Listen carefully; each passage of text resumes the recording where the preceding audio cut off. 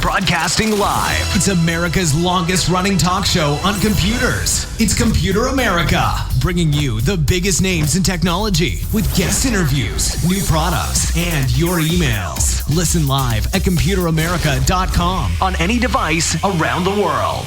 Email the show at live@computeramerica.com or find us on social media. Be sure to check out our website for contests, giveaways, show notes, live video stream, podcasts, and more. You're listening to Computer America.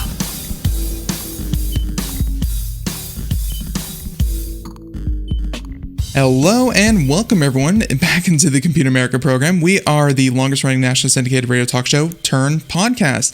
And yeah, I know that's still a little bit awkward, but ladies and gentlemen, we're going to be doing a soft relaunch in January, but I wanted to get, a lot of the kinks worked out and just everything, just kind of worked out during the holiday season. And of course, heading into CES 2020, that's going to be a big event. We already have a number of companies lined up, including Stern Pinball, I believe just confirmed today that they're going to be on the program. So if you are a big fan of the pinball cabinets, then hey, they turned high tech too, and really looking forward to what they have to offer. And yeah, be sure to check us out for a lot of interviews starting early next year. But in the meantime, we have plenty of interviews and plenty of show. It's just going to be a bit more strange, although if I'm understanding this right from Craig, it's we're still on IRN, so everyone on IRN, thank you so much for tuning in as well. We got to work that out, but everyone, hey, regardless of where you're listening to us from, computeramerica.com, that's going to be the only place to find the show notes, including links to Scott Schober, scottschober.com, as well as just anything that we talk about here today. You can find that there.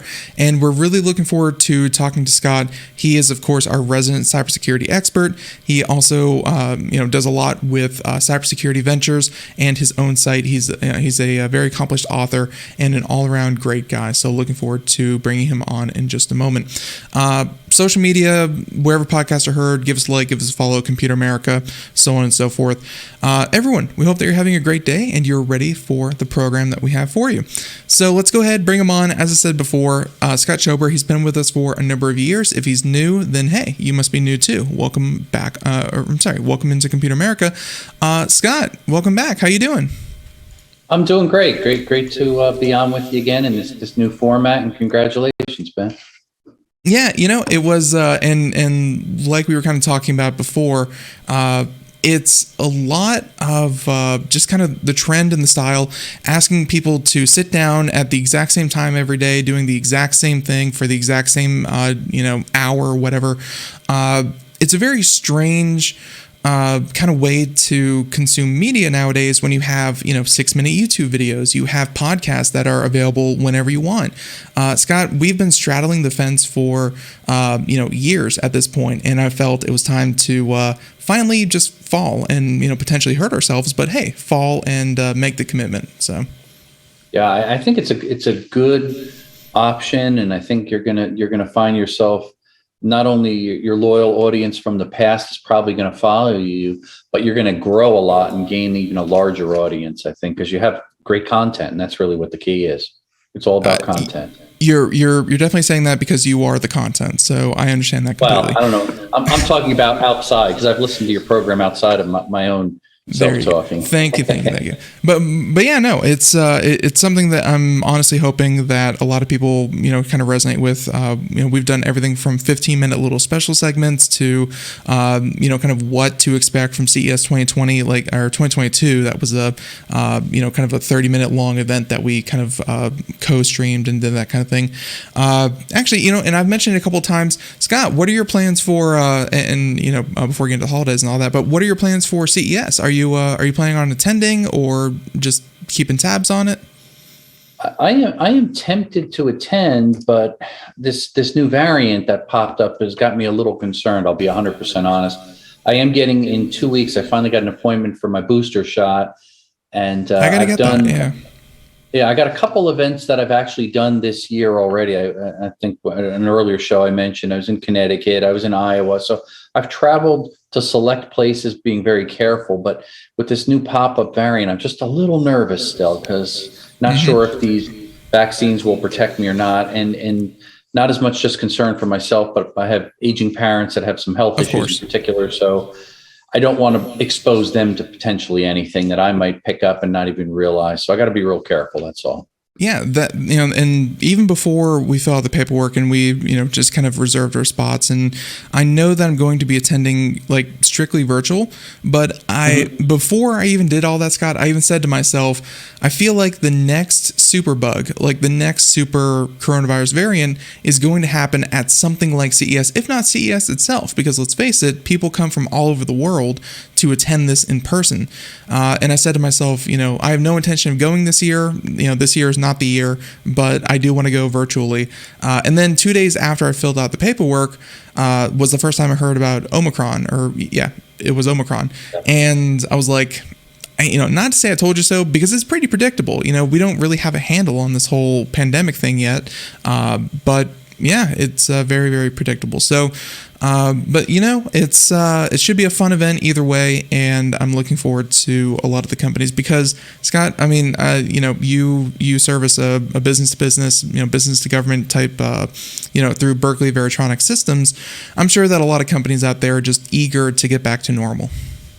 Oh yeah, I think we're all dying for it, and to some degree, when you travel and go to shows all the time and events, you're sick of traveling and going to shows all the time. Now that you haven't gone that much, you kind of long for the time where you have that little bit of getaway so you can clear your mind out and refocus a little bit. And I haven't had a chance to really do that. So I'm hoping that 2022 things do improve enough where people are comfortable enough and it makes sense. So not only can I attend events, we can exhibit again, and I could start the roadshow of public speaking again, because I've cut back across the board on just about everything. And fortunately, we've been very busy through the pandemic, which is good. But everybody's not that busy, and it's hard to survive for some companies. So I feel bad for some of these guys going through tough times. Yeah, for sure. But hey, hopefully this is the last year of just kind of nonsense, and we really get a handle on it in 2022. But still, all those kinds of events. So before I go any further, I've been very rude to you. How was your Thanksgiving? How's the family? Is everyone doing well? Yeah, everybody overall is doing well. Had a nice time spending some time. Went up north to spend time with the family up at the lake, and we just chilled. It was kind of nice to do, and I've been getting into some hiking a little bit more, which is nice. So we've been doing some state parks up there and going into the mountains, Appalachian Trail, and keeping out of trouble, which is great. Good to kind of just relax a little bit and get out in nature and make a fire, kick back. I started my 4th book, so I'm kind of excited about that, and been working on that on weekends and whenever I have a spare time too, which is a lot of fun. I was curious when the next book itch was, what was going to bite you, because obviously you had, tips for seniors, you had your Hacked Again, and then of course, cybersecurity is everybody's business, or everyone's business. That one always trips me up. But still, 3 books down, and yeah, you really do kind of put your nose to the grindstone. Don't answer, or if you wouldn't like to, what it's about. But are you working on it with your brother as well, or is this one all you? He's going to be co-author on it, and it's I have a temporary title that is a cyber chaperone, really. So it's kind of a guide for parents to help with their teenagers in the world of cyber, social media, gaming, all of those challenges where there's a little bit of that discord between parents and kids trying to relate and understand. And a lot of it's just through my own relationship with my teenage son and daughter, who are both in high school, and they're very comfortable with apps and computer use because of all the stuff they're taught in school. Yet I do see sometimes a disconnect when they don't focus on the paranoia that their dad has with cybersecurity. So I try to share some of the lessons and things that I've learned, what they've learned, what I've learned from them, and the whole process there. So I think it's going to be a fun journey, and it helps me to also reflect back to when I was a child, and it was so different playing video games. That was my life as a kid versus a lot more social media. A lot of the kids are on these days, and they're still on video games too, but they've evolved so much more than when I was a kid. It's pretty much a stark contrast now. Yeah, that's a very different angle from obviously the people that we interview about, because they are usually either the parent or an expert in the field who's trying to just connect to random people, but trying to connect to your kids, like that's a very niche kind of topic that we don't talk about much. So good luck with that, and good luck with your kids and getting them to also be co-authors as well on that one. Now, with all that being said, so everyone, Scott Schober, as I said before, he's our resident cybersecurity expert, and his segments generally involve either recent hacks, tips, and tip safety and other things that you can do to keep yourself safe, whether you are a home user or maybe the IT manager of your business. He has a lot of great advice. And Scott, I sent over a couple of topics. You've been, as I understand, you've been doing some speaking engagements as well. Yeah, I had a real enjoyable one the other week. I went into, and it was kind of last minute. They needed somebody to fill in there for speaking about cybersecurity to an audience, and the focus was really in the broadcast industry. So really, radio and media. Perfect audience there.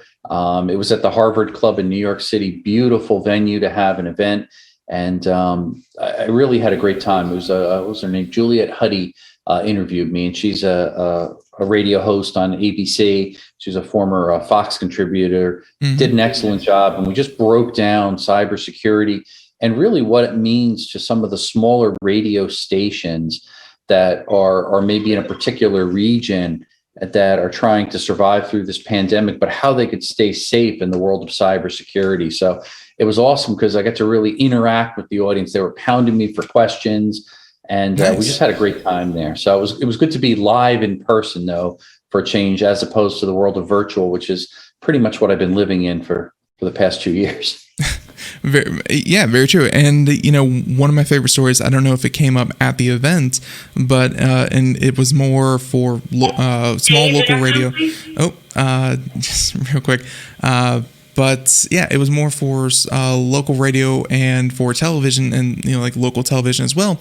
But it was the tone that they played for emergency situations. They had actually like some school kids had recorded it, and they played a prank. It was like a zombie apocalypse, and they played that emergency tone. And due to the way that the technology was set up, like any station that heard that tone, I guess they had a special way to like listen for it. It would instantly rebroadcast it, so the emergency message would kind of propagate properly. And well, yeah, they wanted to hack one news station for like a little zombie segment, and it went out like nationwide and freaked everyone out. Kind of went viral. That's pretty. It's cool, but scary at the same time. Well, yeah, and the reason I brought up is that you're talking about how to stay safe, but you were talking about an industry, especially radio. We're a little familiar with that. That is, let's face it. It had its heyday back in 50s and 60s, and like it really exploded in popularity. And a lot of the technology and systems are still from the 70s and 80s because they're expensive and they still work. They're juggernauts of equipment. But I mean, I can imagine cybersecurity wise, it's not the most up to date, kind of back end. No, you're 100% right. And some of those comments actually came up, which was fascinating. And some of the industry, not all of it, but a good percentage of the industry that really knows what makes radio work is a little bit of an older generation typically. Mm-hmm. And therefore they will cling to certain technologies and methods, and they're having challenges. And this was a big topic that was discussed, which I thought was fascinating, is the migration to really the digital world. And that happens very slow in the world of radio because there's a lot of online that they're now doing, and streaming and digital advertising. So they've had to learn a lot of that and learn how to pivot just to survive. So most of them are doing both an actual radio, traditional radio, but also internet radio and iHeart and many of these others that are doing very well. So I think learning that model and adapting can be challenging. And now you throw into the mix cybersecurity and all the vulnerabilities that everybody can experience. It's a daunting task. Yeah, for sure. So I'm sure that the audience, love to hear what you had to say, and it sounds like you really enjoyed the questions that they had. So hey, that's what we're looking for, is more events in the coming in the coming months to just kind of get back to normal and just, like you said, connect with people. So with all that being said, and I should probably also mention, and then we'll get into topics. But how are Cybersecurity Ventures and the team over there? Are they doing well? They're doing fabulous, and they're doing a great job. They're constantly focusing in on cutting edge stories, and I have the privilege of working with them. I'm doing right now a daily radio segment every morning that streams 24/7, repeats every hour. How do you find the time? I'm doing a ransomware minute, which hits the week's highlights of all the ransomware events and what the latest and greatest is. And then I do a weekend review. And I also have a cyber safety show as well, where I basically just a short segment, and it'll be maybe 2 to 5 minutes. And I'll cover 2 to 3 tips in each segment, just so there's little digestible action items that people can walk away with. That's fun. I think it's been a lot of fun there, and it's good because it's all about educating people, whether they're somebody attending university, schools, small businesses, larger organizations, the people that listen in. And I have the little widget on my website now, so you can simply click on that as well. If you scroll down, you can, there it is right there.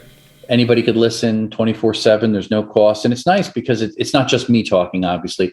It's a whole wealth of cybersecurity influencers. They've got hackers on there. They've got some people from Visa and different companies, CyberArk and Deloitte, and different companies that they're sharing their expertise, their challenges, some cases their solutions to combat the world of cyber. So it's a great mix of just everything cyber. I think it's actually the only radio station that covers nothing but cyber. So they have a nice claim to fame there. And it was founded by Steve Morgan. He's the president running it, and he does a great job. And their actual radio, their handle is WCYB, Cybercrime Radio. I like that. So they have an actual radio station that they're on. That's and I guess it's getting a larger and larger following. You tune it in on a radio, but it's also obviously internet radio, which covers the globe, which is just fabulous. Right. Yeah. No, it's that is the first I've definitely heard I've never heard a radio station purely dedicated to cybersecurity. So glad that you're on it. I think that, hey, you're a great fit. And I know that you and that team have been working more and more closely together. Now, all that being said, glad that you're doing well, the family's doing well, and everyone's keeping up. Let's talk about some topics, if you don't mind. And so I sent over a couple. I have another one here that I didn't really mention, but I I did not talk about this just a little bit ago, but I wanted to bring it to your attention. I'll post it in the chat right here. There we go. It's about NordicTrack, and they have Treadmills.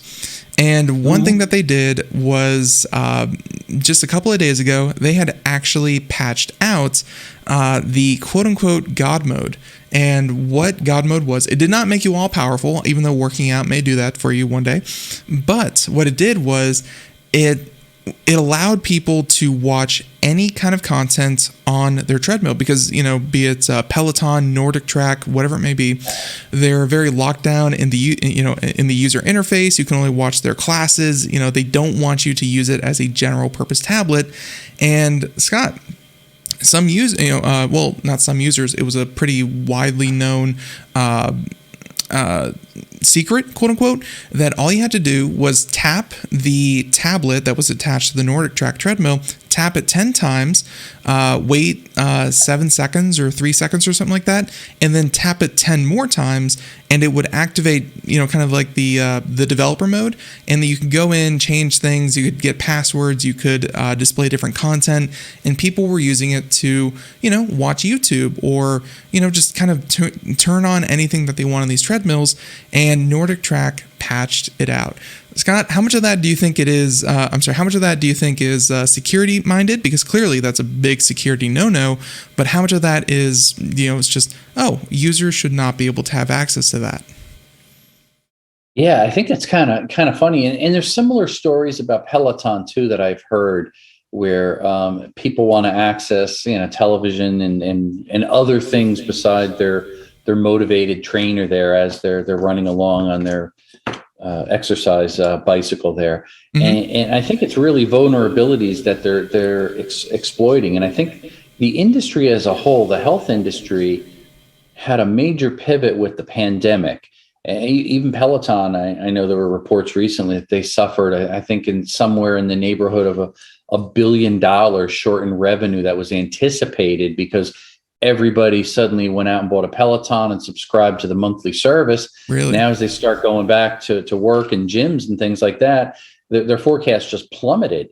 It was kind of interesting there, but I think there's a lot of vulnerabilities because these are not exercise machines, treadmills and bikes and ellipticals and things that we're used to from years ago. Now they're heavily filled with sensors, and they're often subscription-based services that are really there. That's where their sweet spot is, where they're making money. You subscribe, and every month you pay your subscription fee to motivate you to lose weight, stay healthy, stay fit. Lose weight or lose money. Yeah. Yeah. Lose weight, lose money, lose both. Right. And most of them are prone to levels of security and passwords and things like that with NordicTrack here, that there's ways to get in and you can monkey around with it. It's true of all technology, especially Internet of Things that we've talked about many times. But here, I think it's interesting that just the fact that they call it kind of the God mode there always makes me laugh, because you can kind of take over and control and do what you want. And the fact that they see it as such a threat that they'll actually block it and patch it out, that tells you something, and it affects their bottom line and they lose their control. Yeah, and they mentioned a direct release from NordicTrack saying that therefore to maintain security, safety, and machine functionality, we have restricted access to privilege mode. The spokesperson also emphasized that the privilege mode was never designed as a consumer-facing functionality. And yeah, I definitely get that, but I think you're probably more right. Yeah, there might be some very edge case, security features that, maybe someone who has access to it would know when the last time you used it was or something like that. But by and large, I think it's to preserve the lockdown nature of the workout, kind of technology that's embedded in, the NordicTrack. Yeah. I think it's definitely a interesting subject, and just the fact, and you mentioned it before, it took 10 times to tap the screen, that the magic combination to unlock it. Tap 10 times, wait 7 seconds, tap 10 more times. Yeah. It's very consistent with what software programmers will do, because right away, and obviously I'm not going to disclose which specific products or things, we do the exact same thing in our products. We have test modes and other features that are built in that we don't always release to the public, but they're there. And it's these crazy button presses and count this long and do this and that. The hope is that nobody will ever accidentally discover it, because it's hard for us to remember and we have to document it.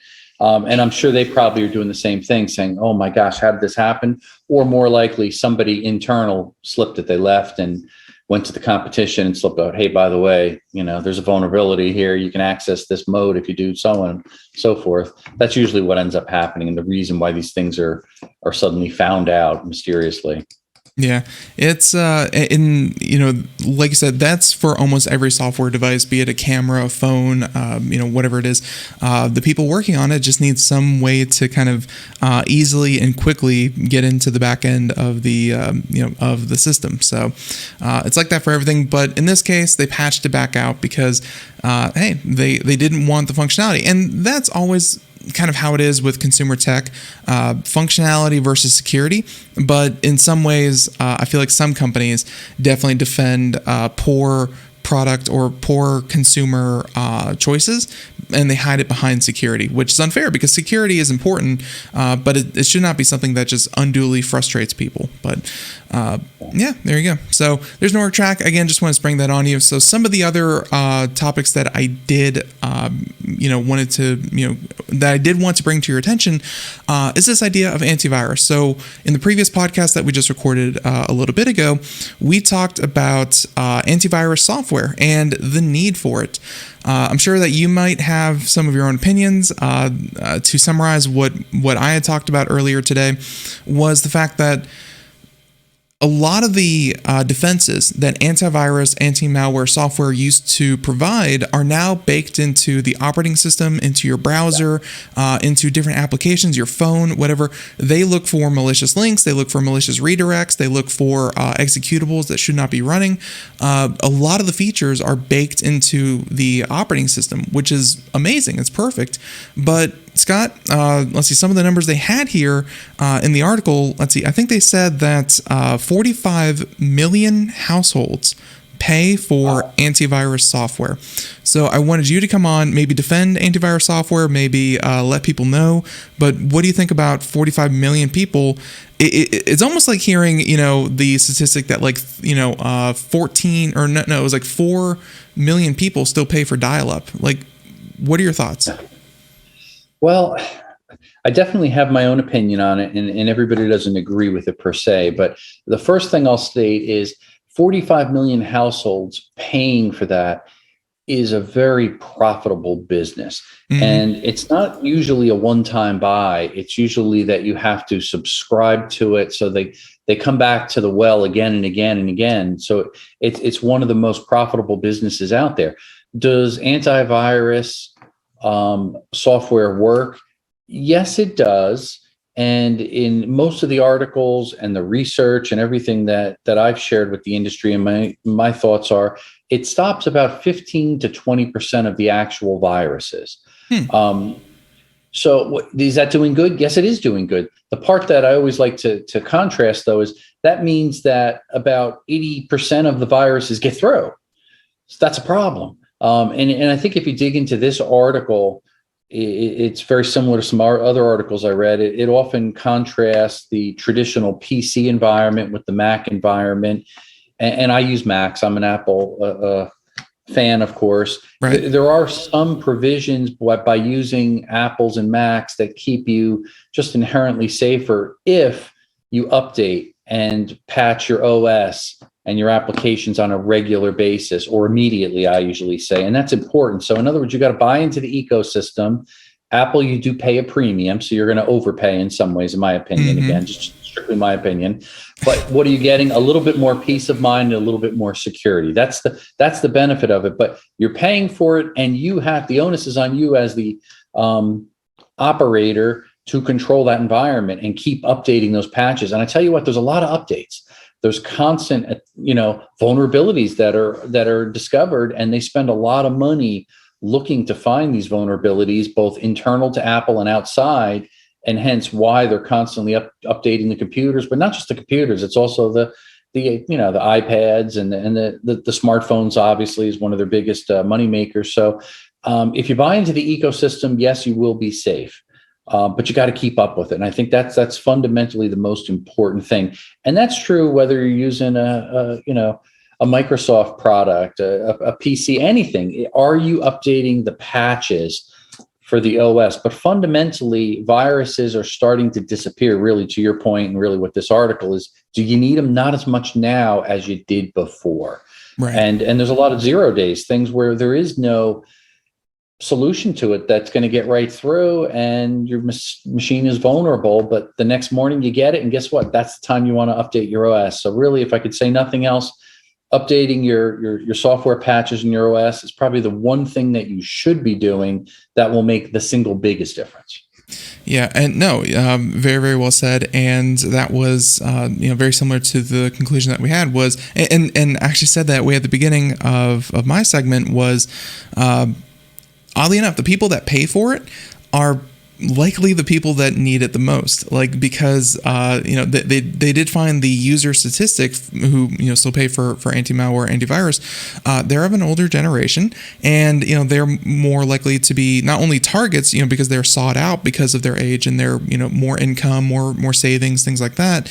They're just a little bit less savvy when it comes to vetting links and vetting sources and things like that. So which isn't always the case. Hey, maybe there's a book that someone could read to really highlight that. But my point is that it does stop things and likely the people that are paying for it might be the ones who need it, but there has been a lot of advancements and part of especially browsers to take over a lot of that work, and that's definitely great, especially if you're using both. I mean, that's going to catch a lot more. Yeah, I do think that's so true. And gone are the days, if we reflect back really to, I think the earliest recollection that I have is back when John McAfee created the first antivirus, anti-malware software. And ironic, if you look at the history, which I thought was kind of funny, I always thought that he authored it. He actually saw the problem and he hired someone to do it and then said, hey, there's a business model here. So he was obviously an interesting character with a lot of questionable things before his demise. But he had some business savvy too there. If you look at all the success that he's had throughout his questionable life. And really, he started the company and he founded it, and of course, it became almost ubiquitous. Like every computer, came with a copy of McAfee. But of course, after that, he sold the business, I think in like 2002 or something like that. Very, very early days of kind of personal computers and everyone needing this. And then, but hey, he stayed a figure in so many ways to people. So, but still, I want to talk about these still paying for software and antivirus software. So you're saying that it serves a purpose, and maybe those who, large enterprises might still need it, but for the individual, I also kind of touched on this, was really it comes down to personal habit. Like it comes down to not clicking links, not running stuff. Like honestly, the way that you surf or use the web, use your computer might be more important than the software that you update or don't update. Yeah, that's a really good point. And I think it's also what you're doing, what you're putting into a search engine. What type of search engine are you using? Traditional Google? Are you using DuckDuckGo? Mm-hmm. Obviously, there's a big difference there. So I would say it's safe to say that the majority of people tend to gravitate toward the most common platforms. The Google for a quick search. They put in far too much information. They click and go onto websites too frequently. I hear people talking about surfing just for fun. That's almost like a hobby for many people, just seeing what they could stumble in on and read about and download and so on and so forth. So I think the user just needs to be leery. Now, I should point out too, it was interesting. There are some free software out there too that a lot of people kind of minimize or underestimate. A really good one that I've personally used, Malwarebytes. I've used it on multiple occasions myself, and I've recommended it for other people. When you get a nasty virus, it works really good, to the point I was tempted on actually subscribing to it because I said, this stuff really worked. It was able to really isolate a very weird virus that got on my computer. It took me over 3 hours just being on the phone with Apple to try to get to the root of the cause. They were perplexed. And I was calling the corporate facilities, and for them to spend 3 hours on the phone with me, hand-holding me, trying to get through this, because I tried for countless hours and had help from others, and I gave up. So there are some really stubborn viruses out there and some strains of malware that are not going to be easily found. But I can give credit to Malwarebytes because, man, it really worked. And since I used that, I've been virus-free. No, that's and Malwarebytes has been on the show often. They're part of an antivirus isn't just a software that takes money from you. Part of it is that you are at least partially funding their researchers to come up with the definitions, the little snippets of code that can actually identify the malware. You're paying their bills so that they can go out and find the latest malware and hopefully catch it before you catch it. Hey, it does serve a purpose. Security researchers all over the world are funded by antivirus software. I'm not saying that it has absolutely no purpose. So, and of course, we have our user in the chat room, Rover, who claims to use ClamWin. I've actually never even used that before, but open source, he's a big Linux user as well. So there's a lot of open source, makes sense, solutions out probably, there as well. Good choice. Yeah, for sure. So, okay. malware aside, let's go on and talk about the next topic. Now, this one, we're not going to get into the details because I tried earlier, and man, it's rough. It's very, very boring to kind of talk about each individual chat platform, but this, this nice little pamphlet was released by the was released that the FBI had been circulating back earlier in January, and it talks about the different messaging services such as iMessage, Line, Signal, Telegram, Threema, Viber, WeChat, WhatsApp, and Wickr, and what information they can pull from these different messaging services. Some of them are end-to-end encrypted, some of them are not, and all of them are subject in some part to releasing information to three-letter organizations. Scott, I wanted you to just kind of talk real quick because this was reported on by Forbes. This was reported on by I got to hear from the record.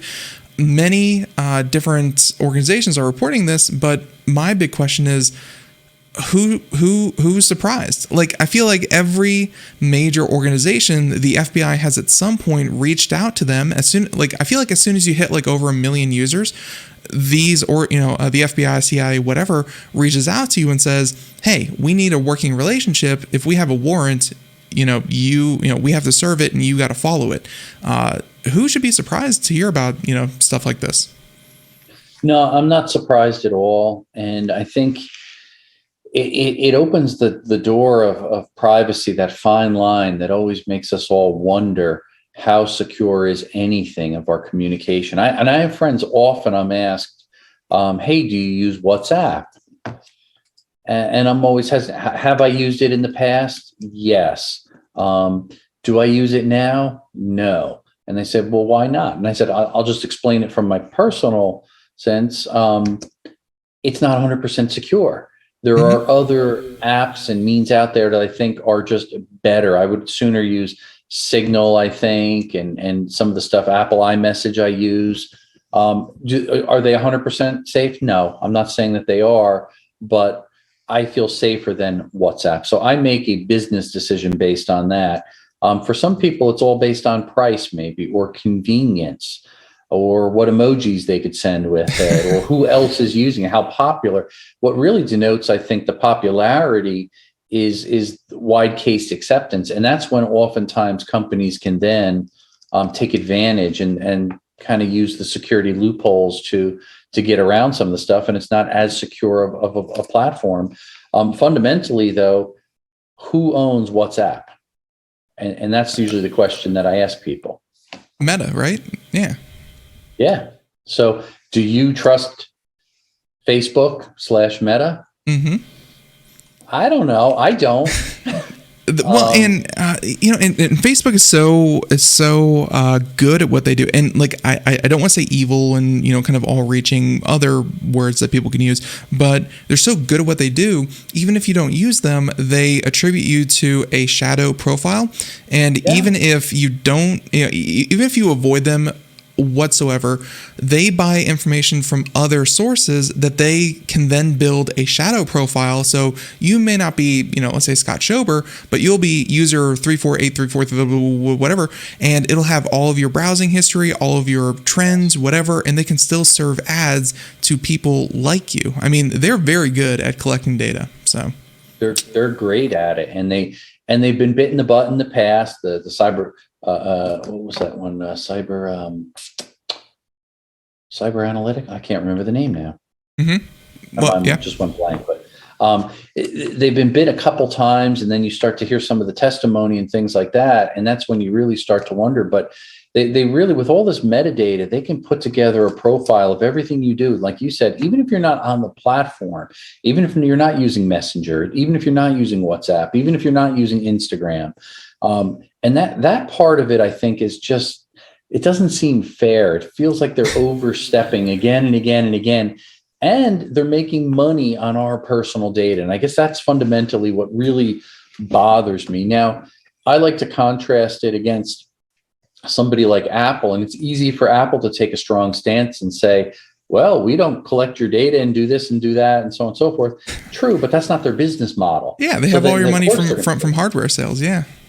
Yeah, exactly. So it's an apples to oranges, no pun intended. But I think it's important to realize that distinction. Maybe comparing Facebook to another company like a Google or something like that is more appropriate when you look at that. And I don't trust them that much more either. Yeah, and really, even Google at some point had to say, we have so much data, we even have to step back, and that's why they stopped scanning email for keywords. They famously did that for a couple of years, and then they stopped doing that because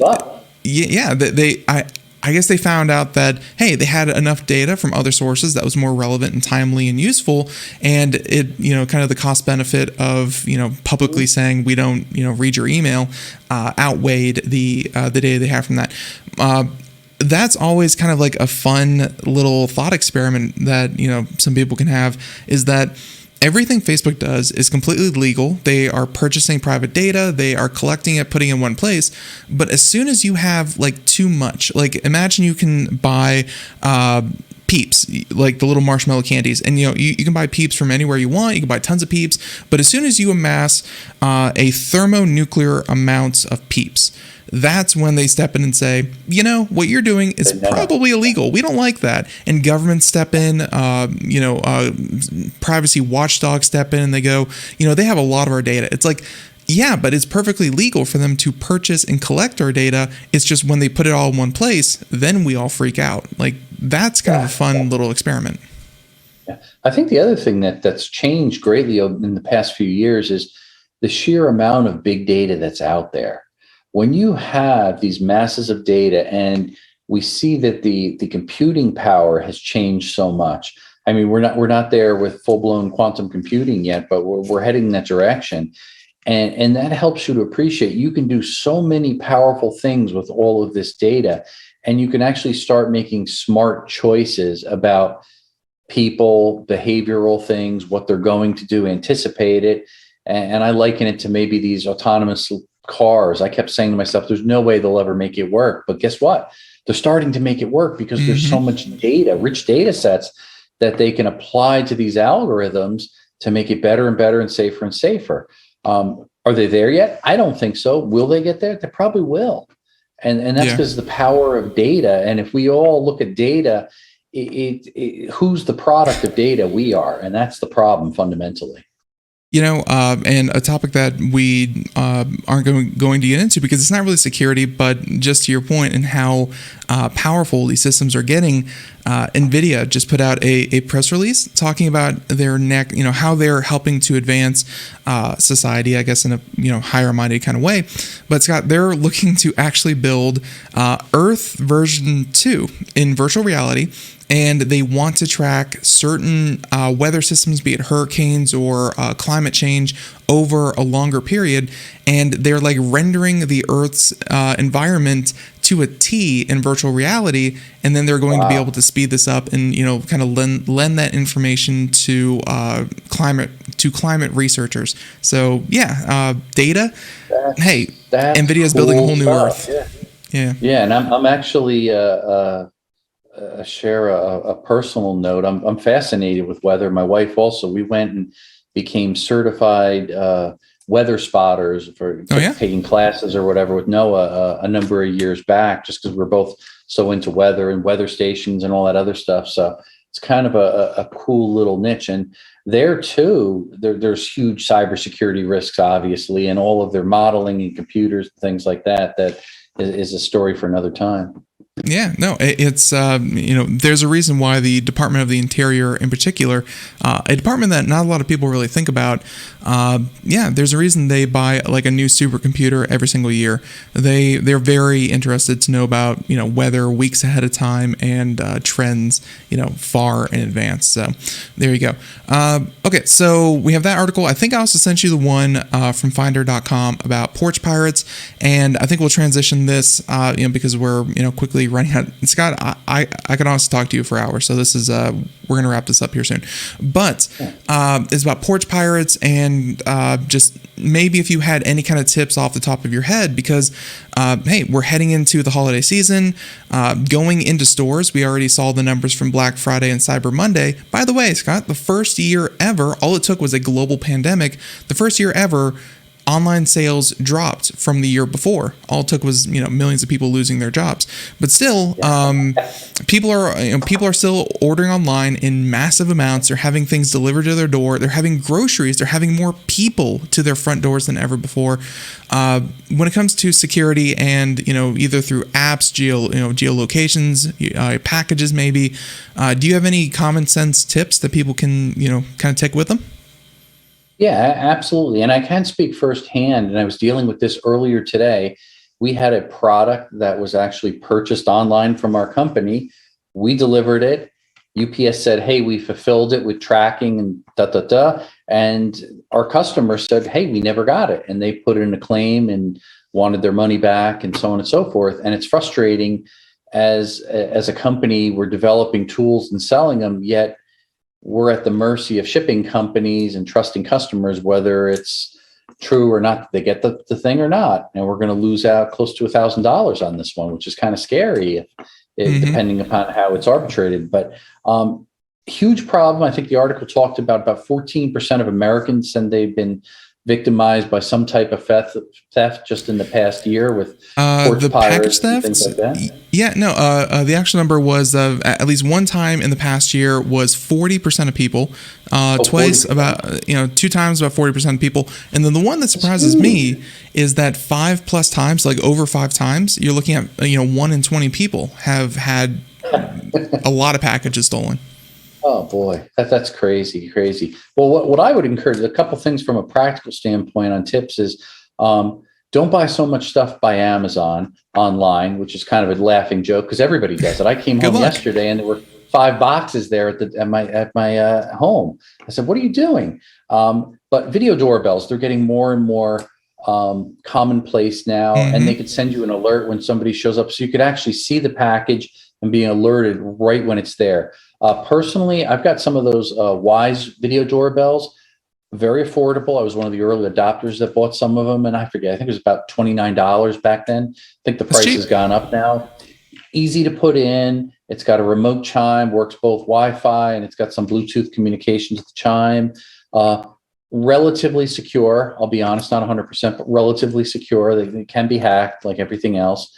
But that's a good peace of mind from a low-cost standpoint. But if you look at something like a Ring doorbell, it's going to be a little bit more pricey, but decent quality, and they work well. That's going to give you peace of mind. I can't ever not mention just using lights. People don't think enough about proper lighting, especially as it's this time of year. It gets dark earlier, around 4-ish or so. Having lights that pop on, LED lights with motion sensors that trigger and stay on for a while, actually does a lot of good as deterrent. So it's something just to consider. It's not that much to do. I have not used the extreme where some people for these to battle porch pirates, where they've actually put in these delivery boxes that you could put in and throw it in there. I've seen a few people that have them, and I always kind of laugh and said, that's not what I'm going to be doing. But I understand somebody that's addicted to online shopping and they're getting stuff every day. They might consider getting an actual box that packages could be put in and locked, and then they get an alert and they can go there and open it up. But there's a few things that you could do. But I think just being on top of and tracking your package is really important. And thinking about that, and because the part that I don't like is, at least with Amazon, I mean, they show up in authorized vehicles, unauthorized vehicles, cars. It's almost like the Uber of delivery service. They'll walk into my office sometimes. I could be on an interview like this, and somebody will be like, "Hey, I got a package for it," and they'll just throw it on the ground and walk out the doors. It says all deliveries in the rear of the building. They ignore that. They go through whatever security or follow somebody into the building. So a lot of things that are not done properly. So just use caution there. Use common sense. Minimize the number of sites that you're buying from. If you go out there and just buy from any old site, you don't know who's going to fulfill that, deliver it. You can't necessarily trust them. You got to use caution. Yeah, and of course, one of our users is, one of our chatters also mentioned, like you said, following numbers and tracking numbers. Although something I've noticed that, especially Amazon is doing, they'll mark things they'll mark things as delivered up to 48 hours before it's actually delivered. So that can cause some confusion as well. So, but hey, that can be hard. They also photo on delivery. A lot of people are doing that with Amazon. I find it a little creepy. My wife showed me the other day up at our summer house, which we don't have a mailbox. We're kind of off the grid, so on and so forth. And she holds up her phone and it's a picture of our dog at the front door, glass door, scratching away as a guy throws an Amazon package there and takes off. And we weren't at home, but my kids were home. And I'm like, oh my gosh, what are we doing? What kind of security is that? It's not a good parenting skill. So you do have to use caution there. What are you giving away in trade for that convenience for, I guess, perception of free shipping? And I say that because somebody's paying for the shipping. It's the company that manufactures the product actually pays for the shipping. Right. So it's never free, and you're paying a membership likely, so you can get that free shipping. Let's face it, Amazon really pioneered the way that things are sold, because you could either buy it from eBay where it's $8 and $4 in shipping, or you could buy it from Amazon where it was $11 and free shipping. And hey, people really went for the free shipping even though the product cost even more. But hey, that's a completely separate thing. Scott, I'll leave it in your capable hands. I have been looking at, and we have an internet connected garage door opener kind of thing, and I guess they have a partnership with Amazon drivers where they allow your Amazon driver to actually open your garage door and put the package in. Do you trust that kind of thing? Because obviously that's letting strangers access your house. But then again, it's Amazon. They already have everything else. So what do you think about that kind of technology? That's a definite no in my book. They also had one that they allowed access to, I think it was a your Bluetooth trunk, right? Doorknob where they could let you in the front door, just like the garage door. The garage sounds a little safer to me. If you do that, I don't recommend it, but if you do that, make sure that your garage door, if you have a door to enter into your house through the garage, has a deadbolt on it that is keyed, so you can have it locked and nobody can get in. Keep in mind, for thieves if once they get in the garage, they close the garage, they have access to all your tools. And it's very easy to then cut a hole through your wall, your sheetrock, take a hammer, smash the doorknob. So from a theft standpoint, once they get through the perimeter into your garage, half the battle is gone, and they can do it conveniently and quietly and discreetly, take what they want, load up your car, and then steal your car and drive it out, and they can do whatever. It's just be careful if you do buy into the Amazon access to your garage. Plus, they could also start doing other tricks to actually mimic and copy your garage door controller. So, something you want to be careful about. Yep. It's, and our house has gotten so, especially over the last year, we put smart, and again, security shows, so don't lambast me, smart locks on like 6 of our doors to our house. We have the smart garage door openers. We're completely kind of, if someone was going to have the ability to kind of hack these things over the air, which I know that they've done, our house is going to be target number 1, because we got like 6 different points of entry. It's I think also if you set your house up that way, knowing that, make sure that you put a good safe, hidden safe, or a safe where you do keep your important stuff, so it is safe. Right. So that way, anybody that does a quick break-in through any of these smart home devices doesn't have easy access to your valuables, be it money, passport, jewelry, firearms, I don't know, whatever people have. That's all. They will never find the hidden safe on the second floor in the coat closet to the left. Yeah, no, they'll never find that. It'll be good. So, Scott, I think with that being said, I had another topic that we touched on a couple of days ago with a bill that was passed through Congress to stop online goods from being purchased by bots. People set up these botnets and or these shopping bots, and they would just buy up a bunch of products real quick, and that's hopefully going to go away. But that was only a little bit related to security because it's about bots and that kind of thing. But Scott, I think that looking at my topics, unless you have anything that you wanted to kind of add, I think that's a fun show. We've been talking for almost an hour, so yeah. Wow, goes fast. No, some great great conversation, and we covered a nice breadth of different topics that all kind of weave in and out of cybersecurity. So thank you so much for having me on. That was awesome. Our pleasure, And yeah, sorry we had to kind of time shift you. Your regular time was we took that day off for Thanksgiving, but next month we should be good. We'll be coming off of our CES high, and so awesome. Because I won't see you until then, although of course we'll always stay in touch. But Merry Christmas, and hopefully that you have a good holiday with the family. And hey, don't get too much snow. You too, yeah. Enjoy your holiday break there, your winter break, or whatever you're celebrating, and spend some time with your family. And I think it's important for everyone out there. Stay safe. Hey, I couldn't have said it better myself. So with the music there playing in the background, everyone, hey, scottschober.com. We'll have a link over at computeramerica.com. And if you want to find out more, head on over there. Links to everything. And hey, we are really looking forward to it. Everyone, thank you for tuning in. And until next time, have a great day. Thank you so much. Bye, everyone. Take care. Thanks, Ben.